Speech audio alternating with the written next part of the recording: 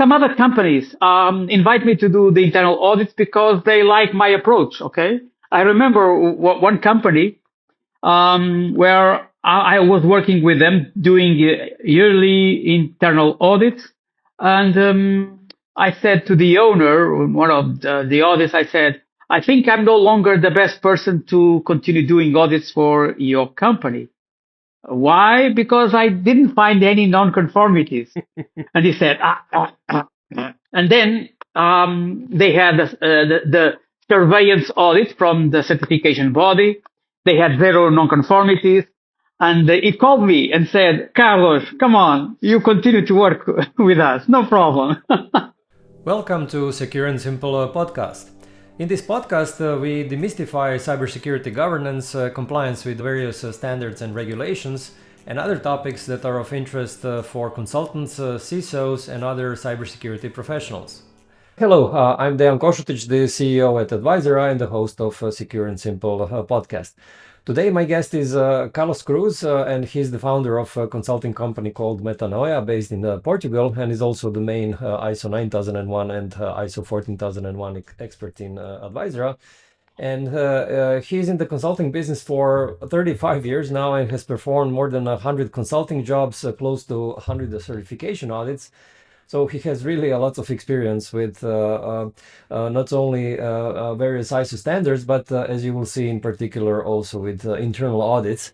Basically this is our main topic today. So what you'll learn in this podcast episode is what are the best practices to perform an internal audit, not only for ISO 9001, but also for ISO 27001. But also for any other cybersecurity framework like NIS2 and DORA. Welcome back to the show, Carlos. Thank you for having me, Dan. Thank you. Yeah, it's a Great pleasure to have you here, with you. and thanks for coming back. We already have a couple of episodes, and the last one was about how to handle documents, and I think this one was very, very well received from our audience. So I'm sure that this topic of internal audits will also be a very interesting one. So, how many internal audits did you perform in your career?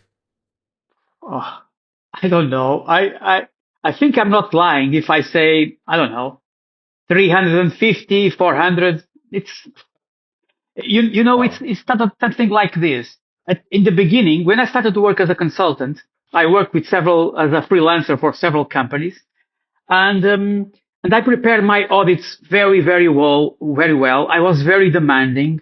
And so my consultant colleagues, wanted me to do audits to in their projects before the certification audit, because they knew that if Carlos find it, the certification auditors will not find it. And so I did a lot of audits in the beginning. So that's why I say 300, 400, I don't know, many audits. Yeah. Oh, this is really a great number. And why do you think these internal audits are important? Internal audits are, well, most of the time, companies invite me to perform the internal audits because they want they need to comply with the standard. Okay, and the standard requires that the whole system must be audited at least once per year.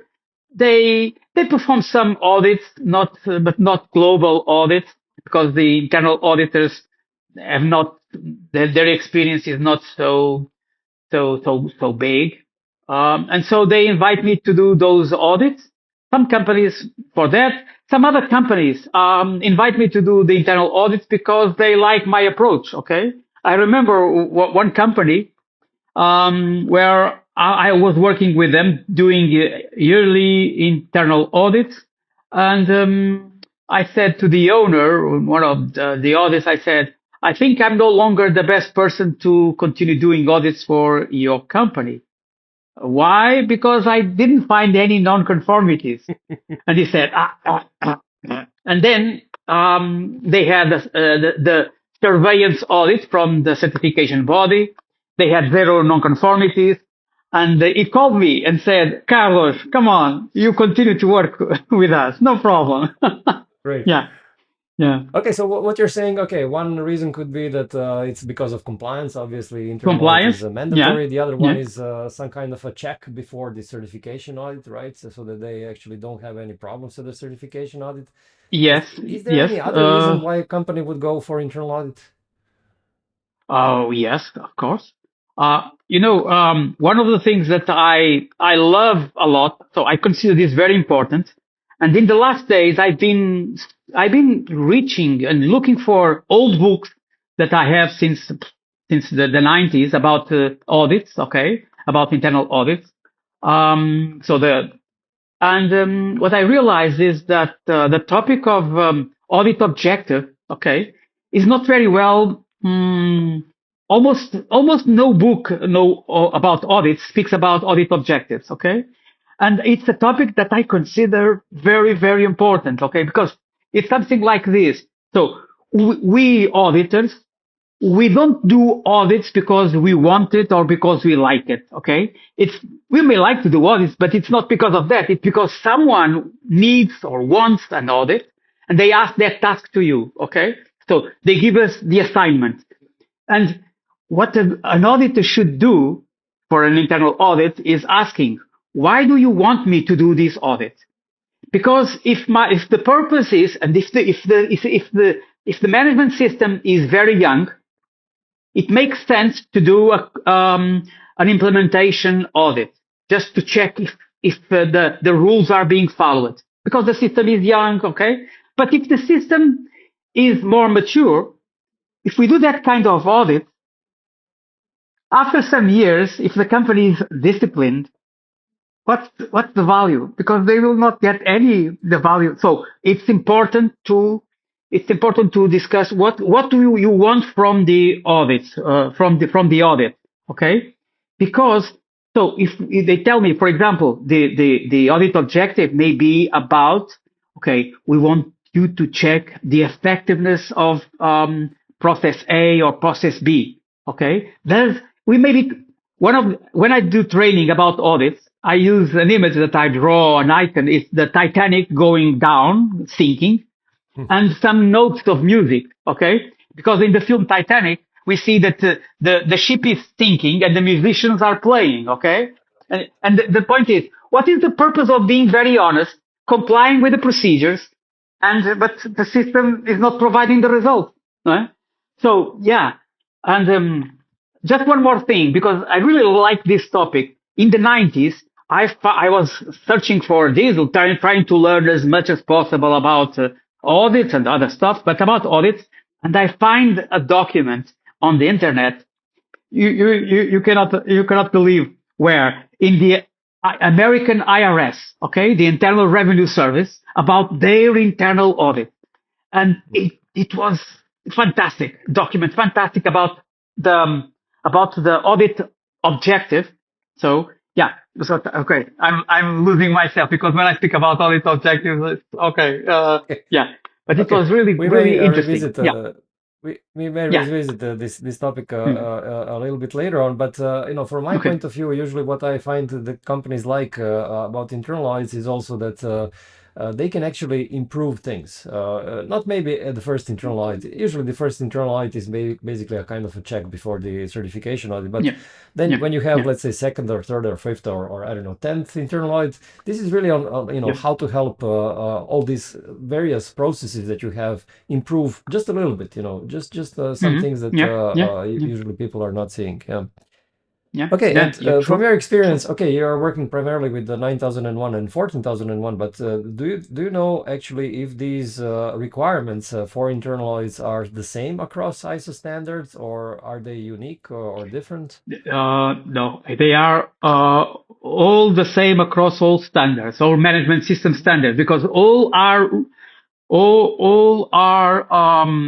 let's say the guidance is the same, the guidelines are the same. So the ISO 1911 2018, okay, and when Okay. sometimes I do some kind of training where I have people from ISO 27001, 9001, 14001, and when we compare the standard, Okay, it's exactly the same. The only difference is in some they say information security management system. The other says quality management system. Yeah, But yeah.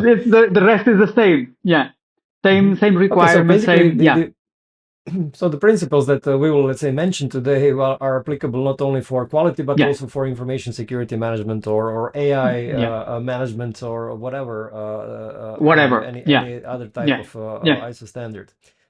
Okay, yeah, now yeah. one of the, let's say, main requirements in any of these ISO standards is that you have to create or write an internal audit program, right? Now, what is the purpose of this internal audit program? So the purpose is a management is a time management tool or a resources management. So first, it's something that is interesting is that there is no requirement in ISO 9001 or ISO 27001. There's no requirement for auditing the whole management system in 1 year. Okay, but when you read the contract with a certification body, okay, when an organization decides that wants to be certified, they sign a contract with a certification body, and there are two commitments there, more than two, okay, but two commitments are one is to perform at least one management review per year, and audit the whole management system at least once per year. And so the audit program is a tool in order to be sure that we will audit the whole management system in 1 year, okay? To ensure that we will do that, the whole management system will be audited and distribute, okay, we will do this in just one audit, or are we going to do this in 1, 2, 3, 4 audits throughout the year, okay? So when an organization has auditors, internal auditors, or can contract auditors from external auditors. So, and they have a lot of experience. Okay, you can do, let's say, you can do one audit per year. When you want to use internal auditors, and they are not so, their experience is not so big. So what we do, or what companies should do, is to do smaller audits. The scope of the audit is smaller because that way internal auditors can learn, can gain experience. Okay, and so Yeah. that's the purpose of the audit program. Okay. Yeah, okay. And with regards to these smaller audits, typically, let's say if you have, I don't know, 5 departments within the company, then you can say, okay, in January we'll do department one, in March Yeah. we'll do the department two, Yeah. and so on. So basically, you can actually Yeah. divide this. Yeah. But this is mainly You for work larger with companies, whereas 27. Sorry, Dejan, you work with 27001, and let's say the foundation, let's say, is a good risk analysis. Okay, Mhm. and one good way, some companies what they do, I believe that today, unfortunately, companies do one audit. Many companies do one audit per year, and that's it. In my view, according to the intent of the standard, that's not good. The intent of the standard is, okay, at least once, but the areas where risks are higher should be audited more frequently. Okay. Yeah. Perhaps, so you mentioned 5 departments. Okay. There are 3 departments where things are normally under control. Okay. Controls are okay, are good. So, okay. Once per year. Okay. But the other two, because the risks are higher, because people joining the company, leaving the company, the good practice would be to audit more frequently. Mhm. But I mean, realistically, a smaller company of, I don't know, 5, maybe 10 employees is not going to do this twice a year or three Yeah, times a year. They are yeah, going to do yeah, this once a year, and basically this is it, right? So, yeah, yeah, yeah, yeah, yeah, I mean, yeah, we have to be realistic here, I'm afraid. yeah, yeah, Okay, yeah, now the audit program, besides these definitions of, let's say, the timing and the scope for each individual audit, it should specify, let's say, the audit objectives and also the methods, right, of performing the audit. methodologies. Yeah, yeah, Yeah. yeah, yeah, yeah. Can you say something a And little bit about this? so when we draw or when we design an audit program, what we can do or what we normally do is, okay, in on axis we have the months of the year, okay? And on the other axis, can be in vertical or horizontal, it's not relevant. We have the different departments or different clauses of the standard or different areas of the company. So when I started, I used to, as a consultant, working for companies, I would put there the different clauses of the standard. But then I realized most people in the company doesn't know the clauses of the standard, so that's not relevant. That's not okay. So departments, it's what they understand, or processes in the case of quality, or in the environment. Also, I would also like to include their areas. So something like the waste warehouse or something, or the wastewater treatment plant or something like that.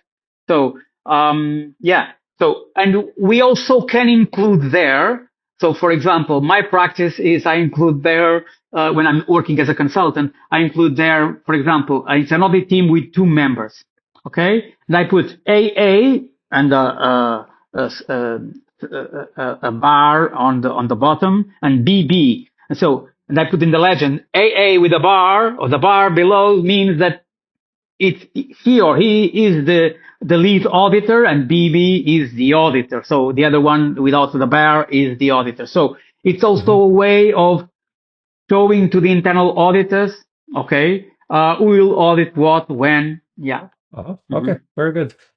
Now, internal audit program is a mandatory document, right? This is obviously a key document for planning, whereas internal audit plan is not a mandatory document. It's not required by ISO standards. However, people typically confuse, program and the plan. So what is really the difference between program and a plan, and why plan is not mandatory? Okay. So the program is that one. Okay, it's a document, so a kind of a calendar where we put there how many audits, what will be audited, so the audit, and throughout the year, or when. So when. Now, for each audit in the audit program, we need to prepare the audit. Okay, we need to prepare the audit, and one of the outputs of that preparation, I would say that normally there are 2 outputs of that preparation. One is an audit checklist. So an audit checklist is not mandatory, okay? But okay, it's. I think that I never performed an audit in more than 30 years without a checklist, okay? So I believe that it's a way of showing respect for the auditees. I prepare the audit, okay? So one thing is the audit checklist, and the other one is the audit plan. And the audit plan is our proposal to the auditees, saying that, okay, this audit, our proposal is we will start at this time of the day. So at 8 a.m. we will start. From 8 a.m. to 9 a.m. we will audit this topic. We would like to audit this person A, person B about this topic, okay? From 9 a.m. to 10 a.m. we'll audit that topic. So it's a kind of the schedule of the audit, okay? So that's the audit plan. It's not mandatory, but it's also it's a very important document. Why? Because auditees are not there waiting for us to be audited. For they, it's a normal day. And we want to minimize the disruption in their work. So, and when they accept, so I say there, my proposal is from 9 a.m. to 10 a.m. I will audit department A. And if they accept, let me say something like this, I can demand their attention from 9 a.m. to 10 a.m. because they accepted. So it's not, of course, sometimes there are emergencies, okay, and I understand that, and we should try to be flexible. In my mind, it's all like this. When they ask me to last minute changes, is this going to is this change not allowing me to achieve the audit objectives? No problem. Okay, I accept. I will try to make the changes to accept. Yeah. Okay. Yeah, I find this internal audit plan also useful, but maybe for mid-size or larger companies. So again, if this is a very small company of, I don't know, a couple of employees, maybe 10 or 20 employees, it might be an overkill really to create an internal audit plan, right? But I I mean, I for a company of a couple I of hundred employees, yeah, it's hmm, yeah, but I always create even for smaller companies. I always create an hmm audit plan. Yeah, I hmm always create because it's as I said, it's a way of helping them to plan their day and also okay. I'm sure that they will be there with time for me. Yeah, but yep, hmm okay, Okay, yeah. good. Now, you mentioned the checklist is also an important outcome, even though it's also not mandatory. Now, how do you actually create this checklist? Hmm. So it's like this. So everything starts for me starts. So when I receive the assignment to do an audit, there are three kinds of documents, or not documents, but three kinds of information that I receive. I receive the audit scope. Okay. I hmm receive the audit criteria. So um, an auditor is not a consultant. So an auditor should not use their um, uh, his experience or as a benchmark. Okay, so the audit criteria is can be a standard, can be ISO 27001, can be the internal procedures of the organization, can be regulation, legislation, whatever. Can be the procedures, yes, of the organization. So I will see, and we receive the audit objectives. Okay, and with the audit objectives, I like to because it's like this. Imagine this: you receive that information, and if you see yourself at the end of the audit, imagine do a time travel and go to the end of the audit. You are now preparing after the audit, you are writing the report. What kind of information do you need to include in the report, in your audit conclusions? That information is kind of an answer to the audit objective.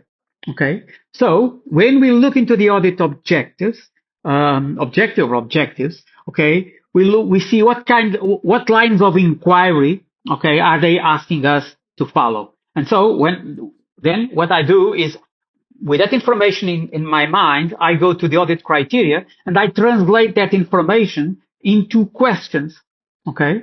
So into questions, and the questions that I write in the audit checklist are not the questions that I will ask the auditee, are questions for myself. Okay. So when I'm doing the Okay. audit, I look into the question, and now based on what I know about the organization, because it's not the first interview that I'm doing.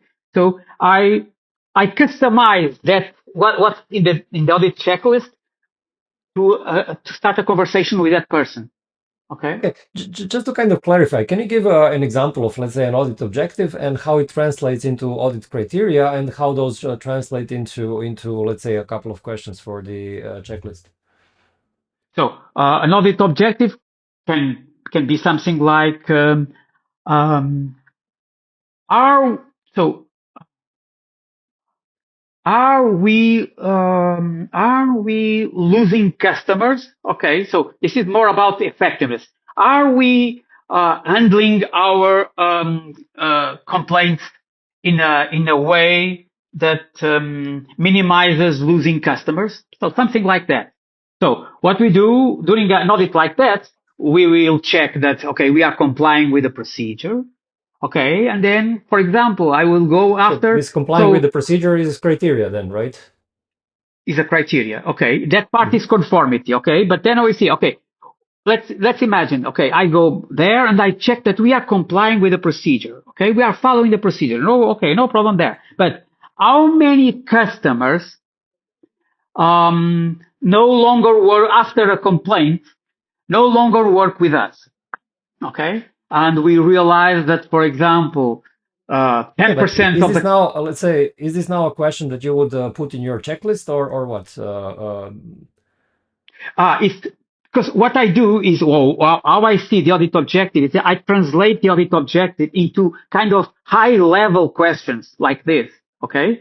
And then to be able to answer to those high level questions, I need to prepare the checklist. So something like, okay, so I want to know, they want to know, the audited, the organization wants to know if they are losing customers after complaints, okay, after handling complaints. And so one of the things that I will do is, okay, so let's take a sample. So you received 10 complaints last year. Let me check 8, 7, 6 complaints. Let's see. Okay, you follow the procedure, yes or no, and then is this customer still working with you? Are there any new orders after this? And so if you realize that okay, you lost 7% or 6% or 8%. Okay, that will depend on the audit on your internal objectives, but it's okay based on that. Yeah. Okay. Or so these are, let's say, examples of what you would write down in your checklist. After you write your checklist, do you actually then start preparing? Do you actually start doing the main audit, or is there some other preparation needed as well?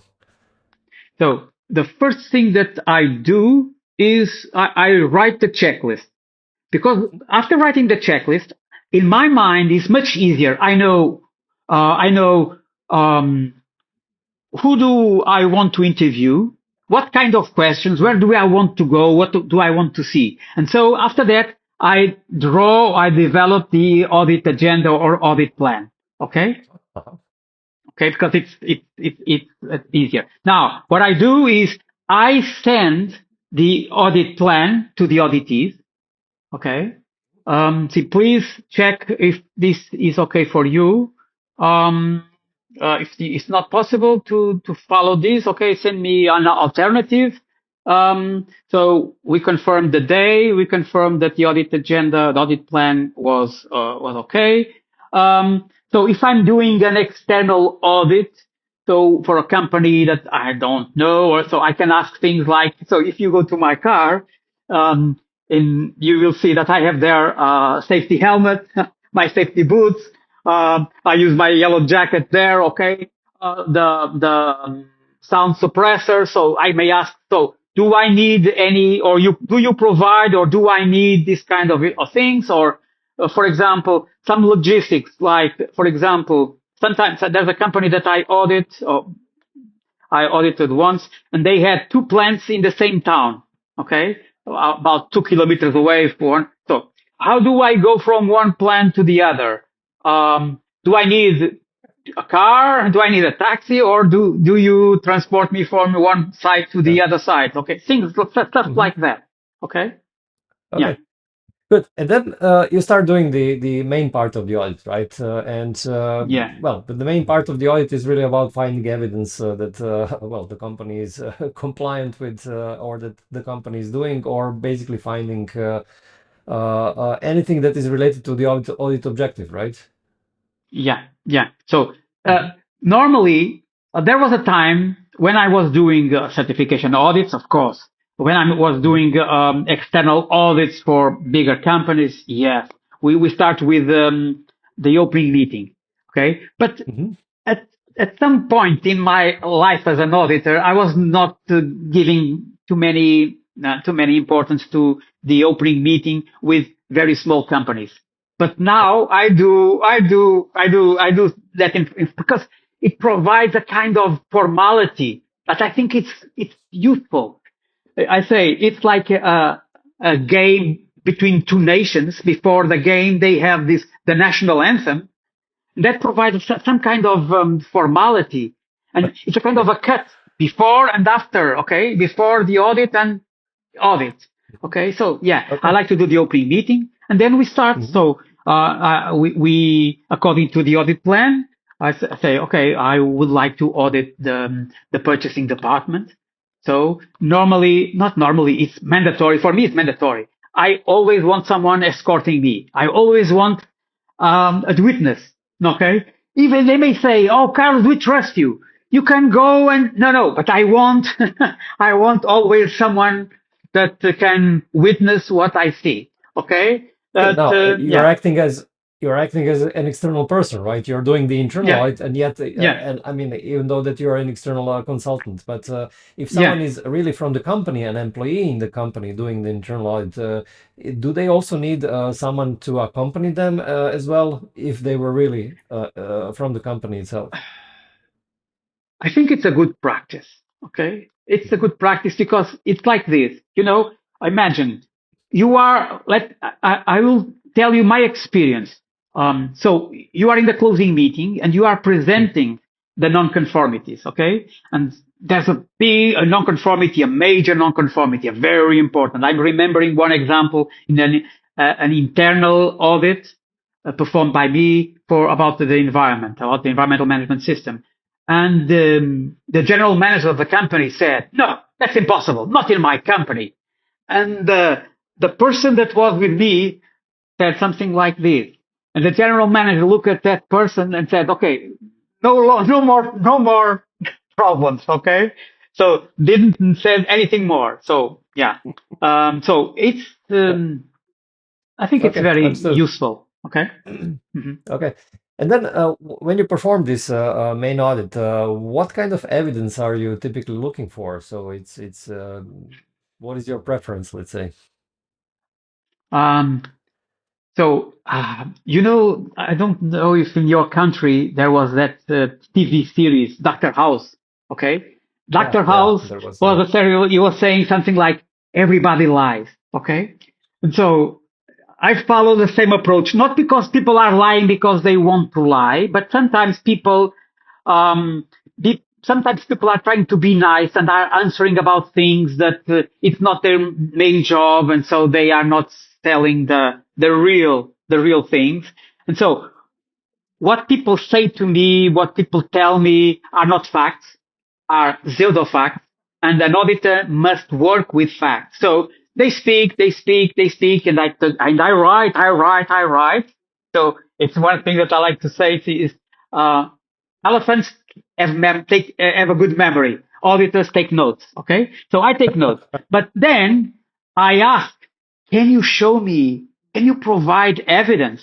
Okay, Mhm. sometimes there are some things that there's no written evidence. Okay. But if Yes. I hear different people in different places at different time, saying the same thing, I can infer, that's it's a fact. But normally I try to show me the evidence in a record, in That's a right. in Yeah. a video, in whatever. Yeah, some kind of Hmm. paper Hmm. trail or whatever. Yeah. I Yeah. want I want that. Yeah. Hmm. No, Mhm. because especially in this cybersecurity area, people. I mean, some auditors tend to focus mostly on written records, right? And sometimes even almost without speaking to employees, which in my view is wrong, right? Because of course you are looking for a written record, but I like to think of it in this way. Records don't tell a story. A story you Mhm. can actually Mhm. hear Mhm. from people, right?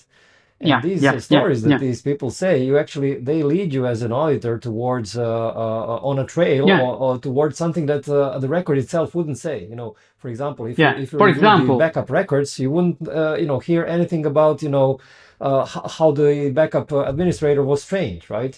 Whereas if you Yeah. speak to a Yeah. backup administrator, you can ask both for backup records, Mhm. but also how was this person trained for this job, right? So Yeah. I think the I combination of these interviews and written records are Yeah. very important. Yeah. I was. It's like this. I'm as an auditor. I'm very, very, very diplomatic. Okay. But in my mind, I'm very cynical. Okay. And so when people say, I see the records, I say, okay, oh, good. They provided this kind of fantastic training. On paper, it's there. I don't say that the training didn't occur. No, the training occurred. Okay, it's there, the records. But then I speak with the person. I interview the person, and the person doesn't apply what was transmitted during the training.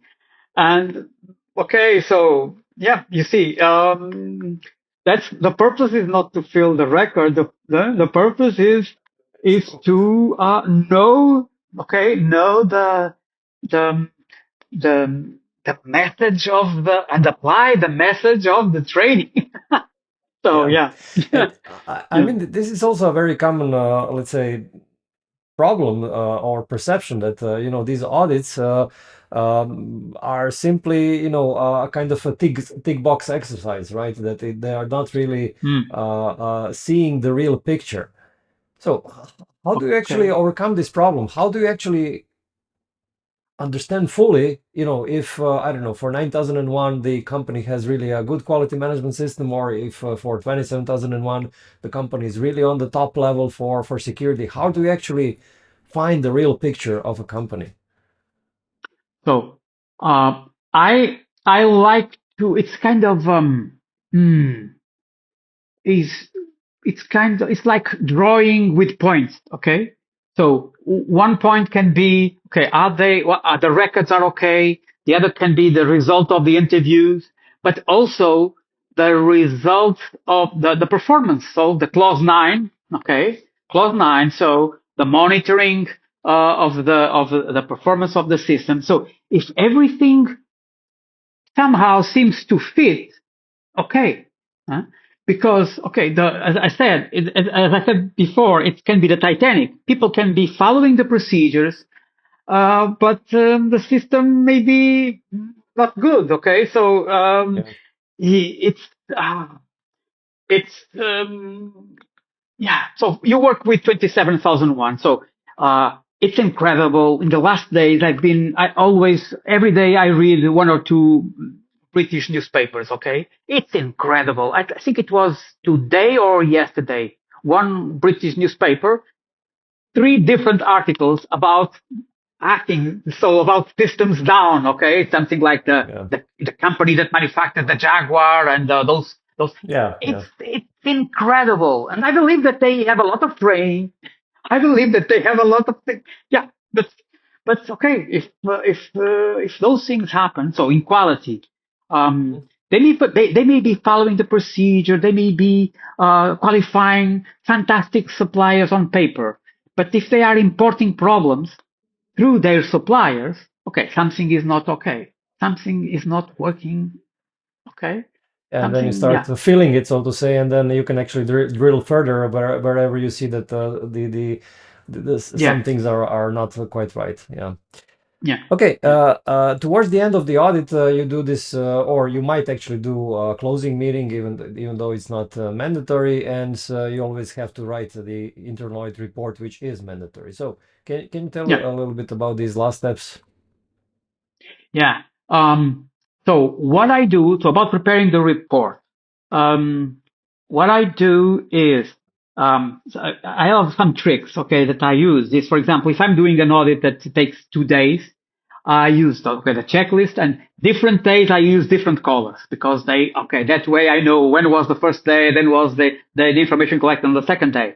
And then when I'm doing taking notes, I use some kind of code, okay?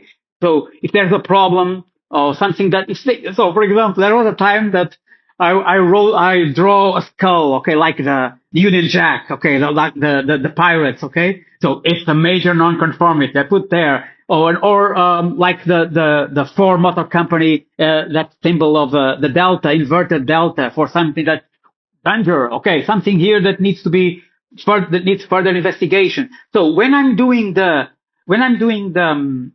report, what I do is, so I have there my bag, and my bag is full of pens on the highlight. So I use different colors, and I'm reading the report, and I'm highlighting different colors, different colors. So now then, what I do is I try to assemble topics that are belong to the same thing, okay?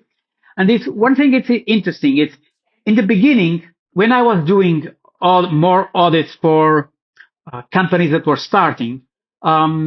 I only reported in the audit report. I only included the non-conformities. Okay, but now I'm invited to do many audits for companies that have mature systems.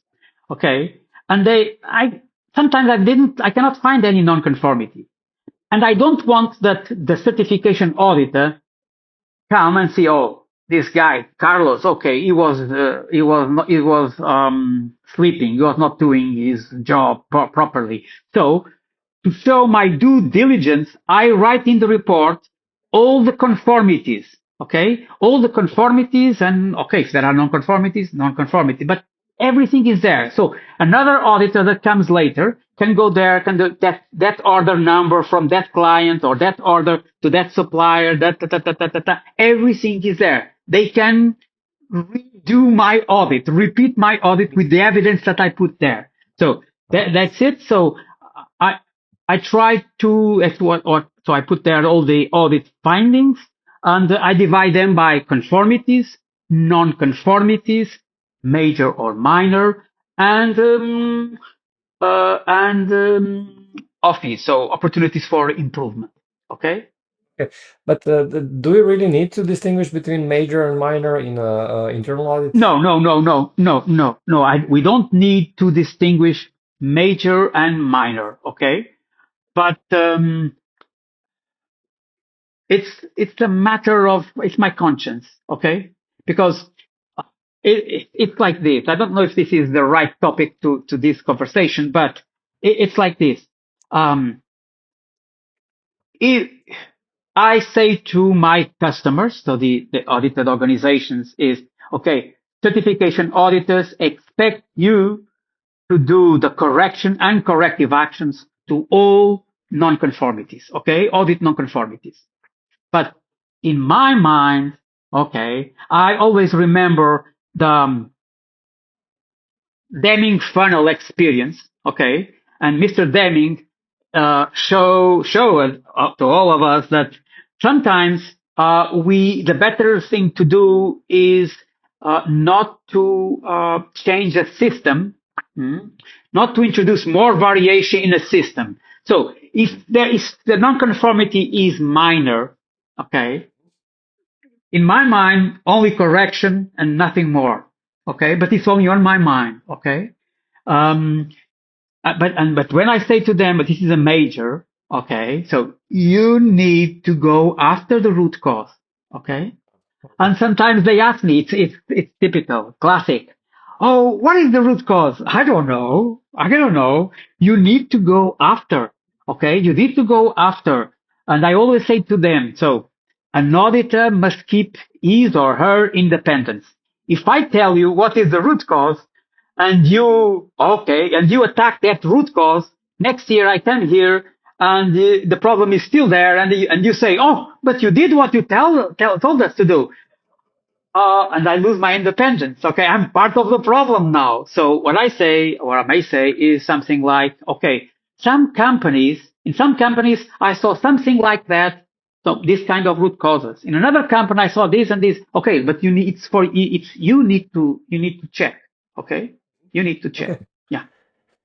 Good. Now, let's change a little bit the aspect Mhm. and speak about consultants, right? And basically their role as and their opportunity for internal auditing. So there are not many consultants actually that do internal audits. They mainly focus on, let's say, implementation, maybe training, these kind of things, but not many internal auditing. So Mm.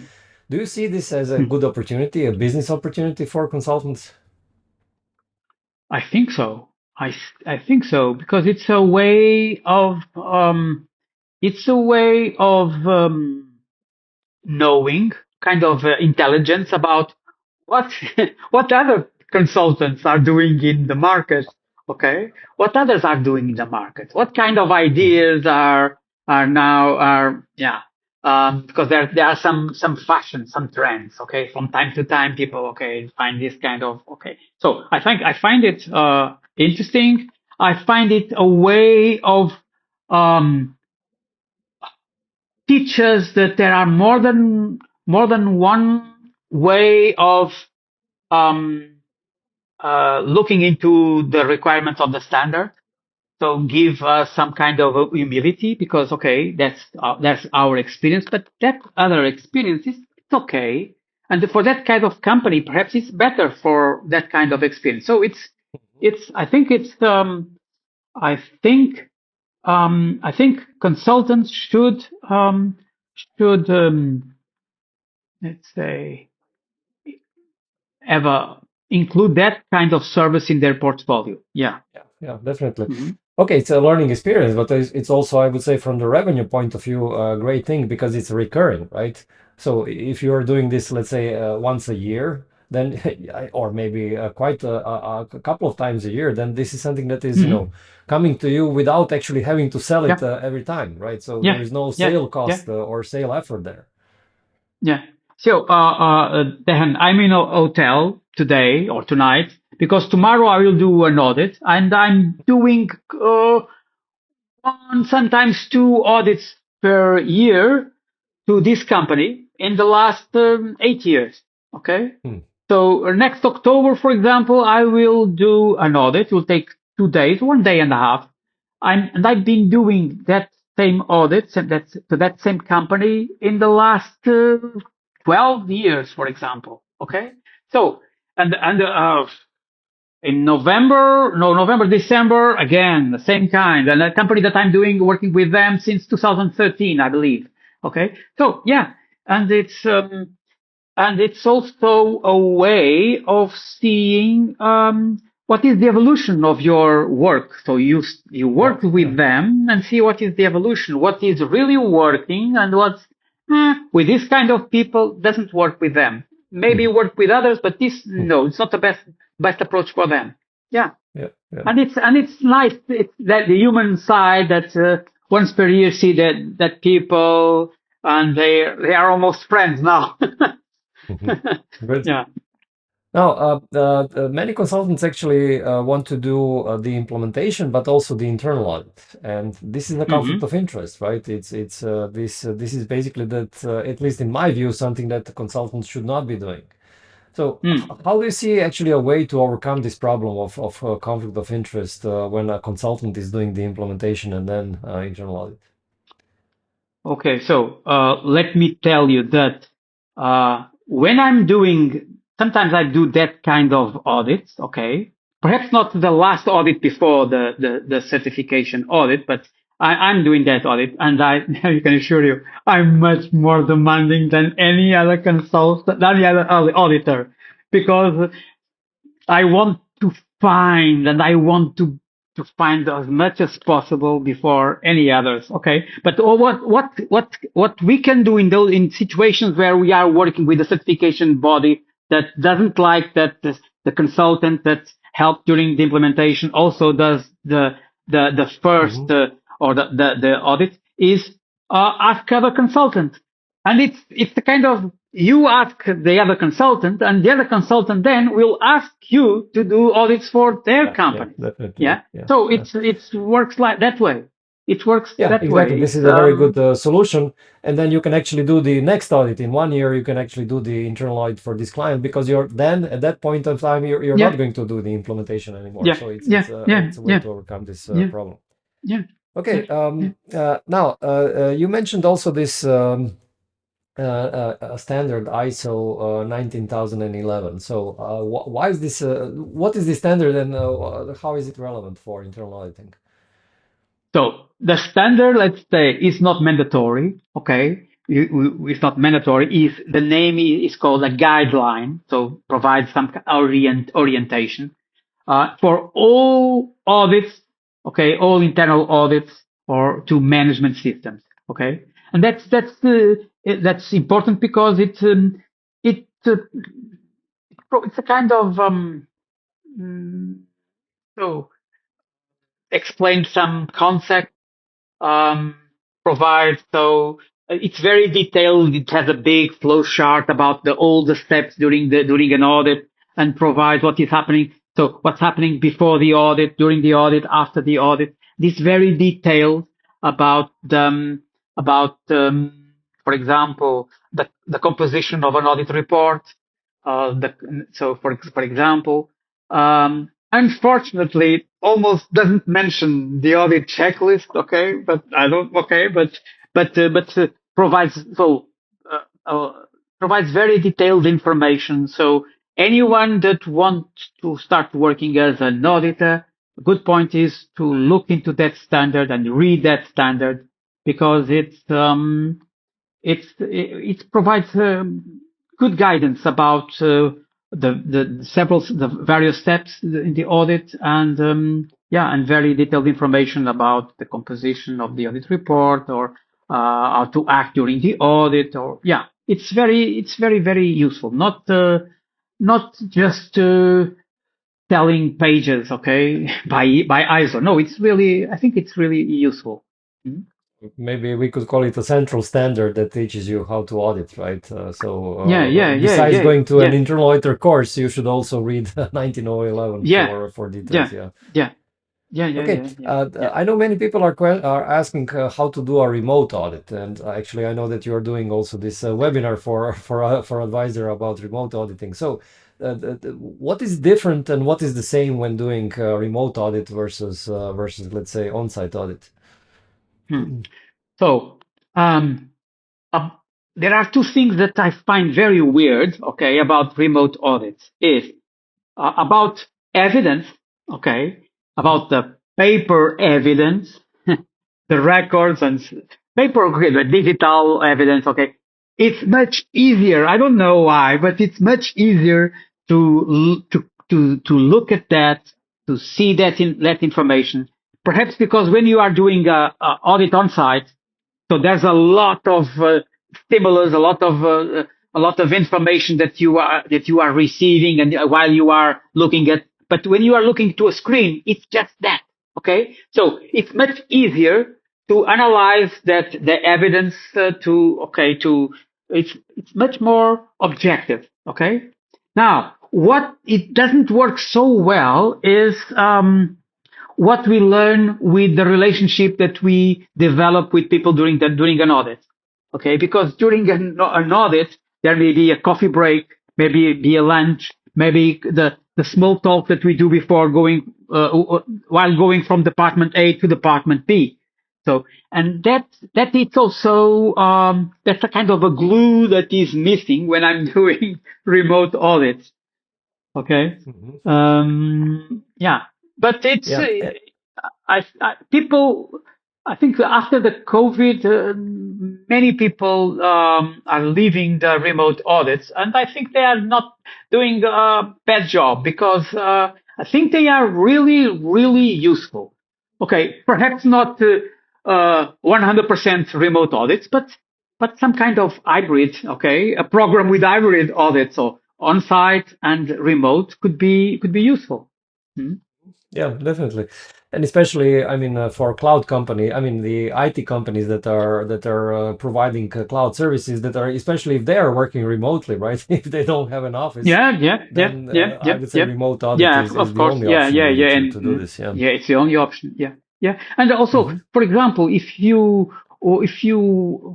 you're a company with 5 or 6 sites, okay, you don't need to have one good auditor in every site, okay, and or that Hmm. auditor doesn't need to go to China to do the audit in the plant of the company, or to go to New Jersey, or go to whatever, to Frankfurt. No, it can do the audit in the remote audit in one place. So it's the expert of the company, and and that audit made by that expert, the remote audit can be um,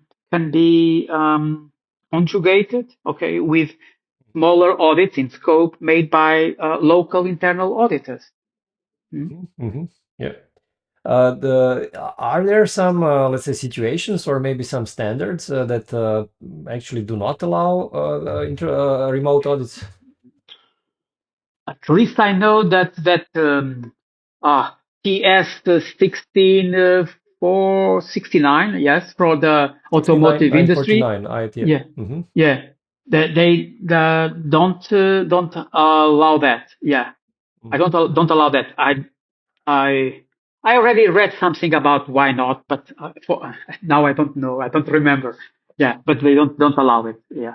Yeah, some Mhm. specific standards like this automotive one. Yeah, Yeah, it's this one yeah, is an exception, so to say. Yeah. yeah. Now, It's an when exception. speaking Yeah. when speaking about let's say if a company has several standards like let's say 9001 and 27001, can they actually do an internal audit for both of these standards at the same time?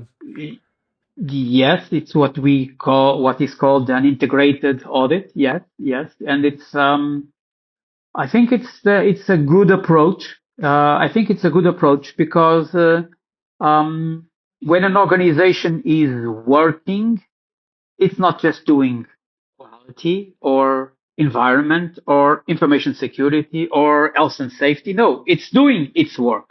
Okay, so what we should do is audit the company while they are doing their work. And some lenses are that during that audit, we have some lenses that are in quality, some lenses are environment, some lenses are in information security. But so that's it's it's um, it's less artificial. Okay, it's more natural. Okay, so I may be auditing people working in the shop floor, and I'm asking questions about quality. I'm ask questions about the waste or how they segregate waste. I may ask questions about how they manage the passwords, how they work with their passwords, the backups, or yeah. So yeah. Okay, Uh, but doesn't it then require actually for an auditor to know, let's say, both standards, both quality and information security? Because if it does, the then it's hard to find people who actually know all of these different standards. but um, it's like this. There are two main conditions. Let me see. Two main conditions to choose an auditor. Okay. Mhm. Um, Condition number one is, and we can speak more about this later. Condition number one is auditor must be independent. Okay, an auditor cannot work his own or her own work. Okay, first independence, and second, an auditor must must have some kind of competence for doing the audit. Must know what are the good practices for doing an audit. Okay, and so and for doing that audit, so we must know the standard.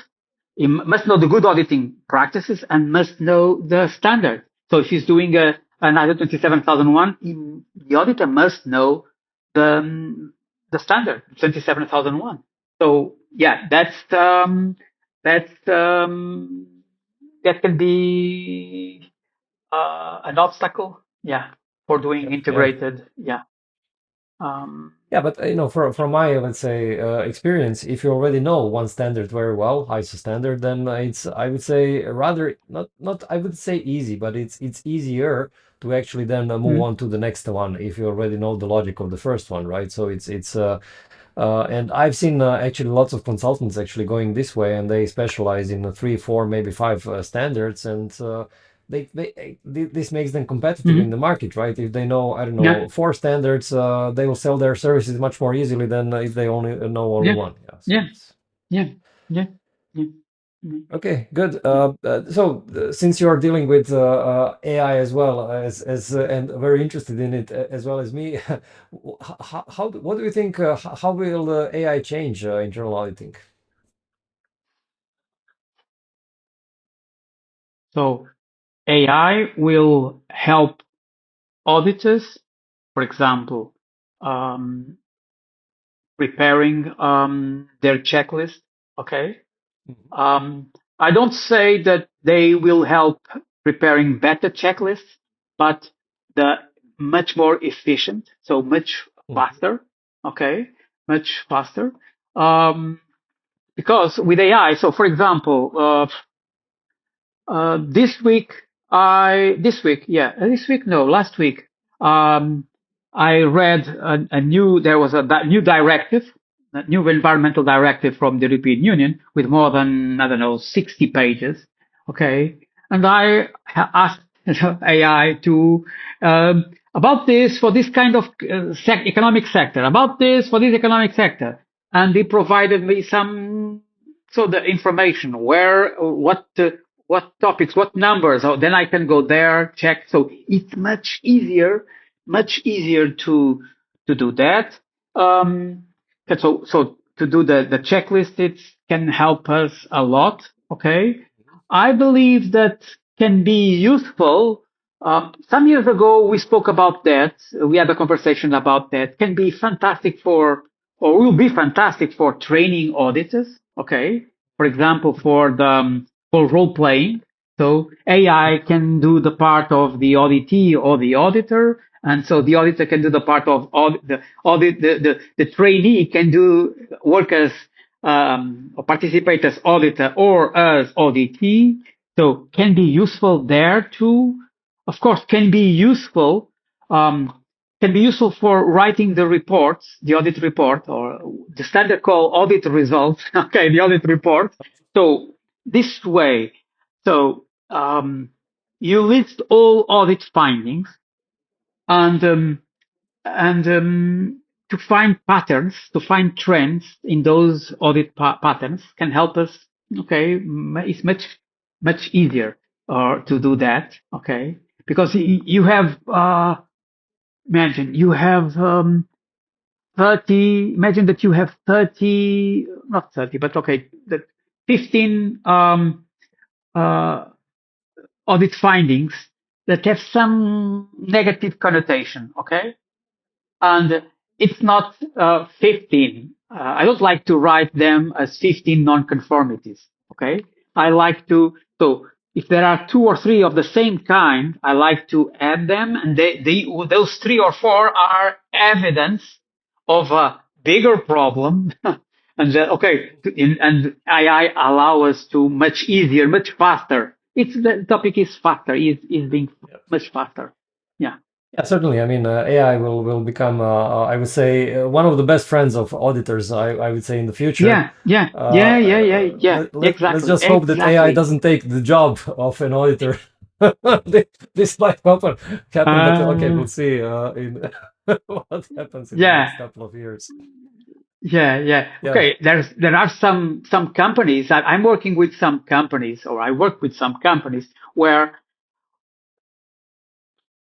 big chunks of processes that in the past were done by people now is the customer somewhere writes in a portal that transforms in an order and an ERP somewhere transforms that in an internal order and no one is no one is no human is acting Yeah.